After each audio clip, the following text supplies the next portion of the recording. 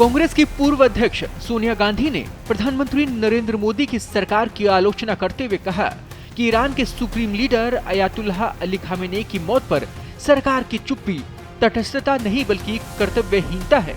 एक अखबार के साक्षात्कार में सोनिया गांधी ने कहा कि भारत का जवाब न देना इस दुखद घटना को चुपचाप मंजूरी देने का इशारा करता है।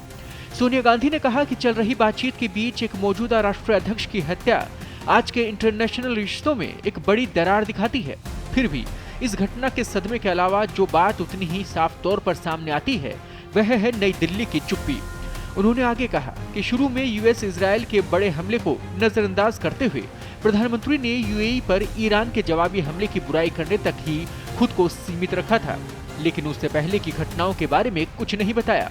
बाद में उन्होंने अपनी गहरी चिंता के बारे में छोटी मोटी बातें की और बातचीत और डिप्लोमेसी की बात की, जो कि इजरायल और यूएस के बिना उकसावे के बड़े हमलों से पहले ठीक यही चल रहा था। सोनिया गांधी ने भारत की विदेश नीति की दिशा पर भी संदेह जताया।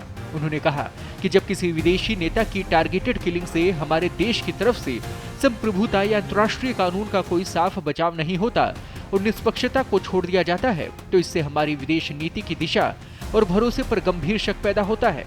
उन्होंने ईरान पर हमलों से ठीक पहले पीएम मोदी के इजरायल दौरे का भी जिक्र किया और बिना किसी नैतिक स्पष्टता के भारत के हाई प्रोफाइल राजनीतिक समर्थन पर चिंता जताई।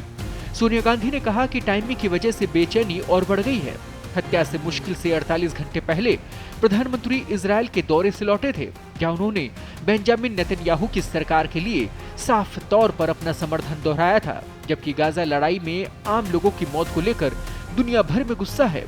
उन्होंने कहा कि ऐसे समय में जब ग्लोबल साउथ के ज्यादातर देशों के साथ साथ बड़ी ताकतों और ब्रिक्स में भारत के पार्टनर जैसे कि रूस और चीन ने दूरी बनाए रखी है, भारत का बिना किसी नैतिक स्पष्टता के हाई प्रोफाइल राजनीतिक समर्थन एक साफ और परेशान कर देने वाला बदलाव है। इसके साथ ही सोनिया गांधी ने बजट सेशन के दूसरे हिस्से में भी सरकार की चुप्पी पर चर्चा की मांग की है। अब देखना ये होता है कि केंद्र सरकार इसका क्या जवाब देती है। ताजा अपडेट्स और बड़ी खबरों के लिए बने रहें पत्रिका के साथ। मैं हूं आपके साथ कृपाशंकर शर्मा। देश दुनिया की ताजा खबरें और वीडियोस के लिए अभी डाउनलोड करें पत्रिका ऐप।